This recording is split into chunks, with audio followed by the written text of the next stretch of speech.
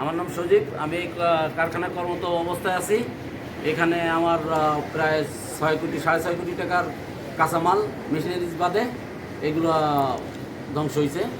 এই অবস্থা, আগুন লাগার আনুমানিক আপনার 3:30 এর ভিতরে আমরা এখানে এসে পৌঁছাইছি। 3:45 এসে আমরা এখানে এই অবস্থায় আর কি পাইছি।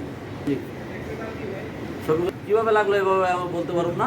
এটা শর্ট সার্কিট থেকে ওই যে বিদ্যুৎ ট্রান্সফরমার আছে এখানে রাস্তার ওই সাইডে, এই ট্রান্সফরমার থেকে আগুন শর্ট সার্কিট হয়ে এদিকে আসছে বিদ্যুতের তার বাইরে আসার পরে এখানে কাঁচামালের মধ্যে পড়ছে, পড়ে পুরা কারখানা ভিত্তির মধ্যে আগুন লেগে গেছে।